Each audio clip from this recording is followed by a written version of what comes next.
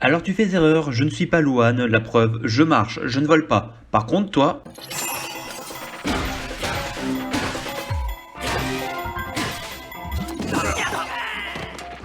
Tu voles. Zelda Breath of the Wild, sorti sur Wii U.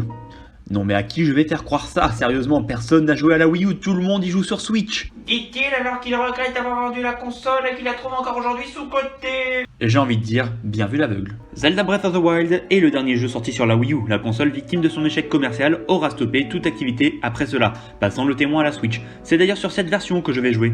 Dans ce jeu, on retrouve Link, qui se réveille en caleçon dans un lit rempli d'eau au début du jeu. Me demandez pas plus d'informations, je ne veux rien savoir. Après avoir fait le larbin pour un vieux qui nous aura baladé de droite à gauche, puis découvert son identité dès le début du jeu, nous partons à la recherche de Zelda, coincé dans le château d'Hyrule. Enfin partons, c'est comme vous le voulez. Si vous voulez risquer votre mort maintenant, allez-y, foncez au château avec vos 3 cœurs et un bout de bois. Wesh, bout de bois, wesh, bout de bois. Le jeu nous met une claque d'entrée de jeu. 360 km² à explorer comme bon nous semble, la liberté de suivre le scénario ou non, en entier ou uniquement la quête de Zelda au château. La progression est libre à chacun, nous pouvons tout aussi bien faire l'intégralité des missions principales qui consistent à battre les créatures divines et à recouvrer la mémoire de Link, qu'explorer le jeu et contempler les environnements, parce que oui ce jeu est très beau. Nous avons certes des soucis d'affichage et des chutes conséquentes de la fluidité du jeu, notamment dans les bois perdus, mais la direction artistique est de très bon goût, avec des environnements diversifiés et cohérents. On n'a pas de contraste cassant le charme, pas de lignes séparant une zone d'une autre, le tout se fond parfaitement et nous donne la sensation d'un univers bien modelé. L'autre aspect technique, c'est le son. Exit les musiques épiques, marque de fabrique de la série, ici nous n'avons que quelques mélodies accompagnant vaguement l'ambiance de l'endroit où nous nous trouvons. Nous pouvons regretter l'absence d'une vraie bande sonore, mais ces quelques notes tiennent à accentuer le côté sauvage, l'aspect nature et vide de cette Hyrule ravagée, même 100 ans après la guerre et l'apparition du grand fléau.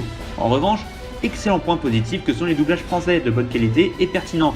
C'est un plaisir d'entendre certains personnages que l'on connaît tous, notamment Zelda qui est interprétée ici par Adeline Chetaille. Ici vous regarde pas, on est là parce que vous avez des dettes envers lui. Commencez par m'enlever ces menottes. Non, je vous emmerde, je range juste votre pile à la con.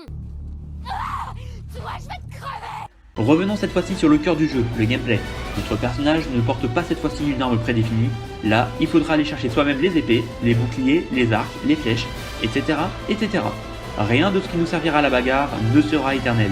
Comme le disait Lavoisier, rien ne se perd, rien ne se transforme, tout se casse, Carglass remplace. Bonjour, je suis Olivier de Carglass. Il faudra donc faire attention à la gestion de notre inventaire. Idem pour nos vêtements, là où certains nous seront plus utiles sous la neige, d'autres seront plus adéquats dans le désert, dans l'eau ou dans la montagne au Goron. En plus de cela, nous avons la possibilité d'améliorer notre santé ainsi que notre endurance grâce aux médailles.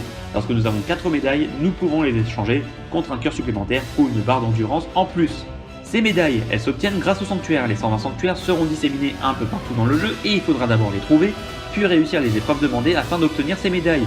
Certains sanctuaires seront d'ailleurs un peu casse-tête, d'autres carrément compliqués, tandis que quelques sanctuaires seront au contraire bien ridicules puisqu'il n'y a aucune épreuve. Tout comme le scénario, libre à vous de faire ces 120 sanctuaires dans l'ordre que vous voulez, ou bien de ne pas les faire du tout. Ah bah oui, le concept central du jeu, c'est la liberté, elle s'applique également ici.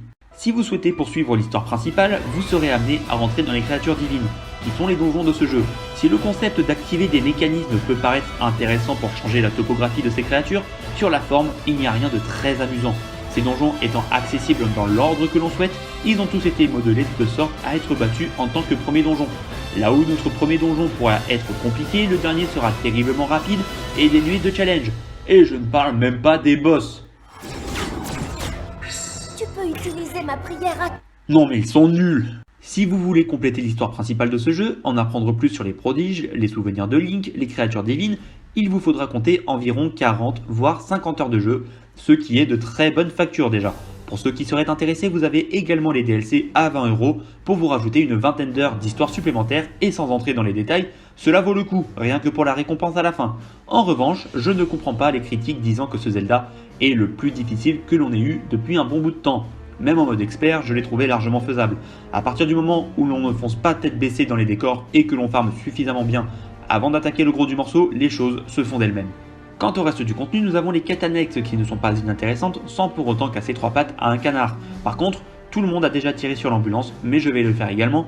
Les notes sans noix Korogu, ce n'est pas possible. Cela représente 72% du contenu total de ce jeu et la récompense à la fin est vraiment à chier. Pour conclure, je dirais que ce Zelda aura apporté un changement au bon moment.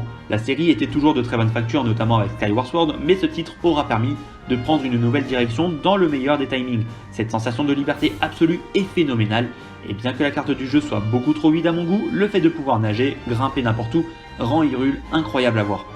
Le meilleur Zelda sorti jusqu'à présent, vivement la suite.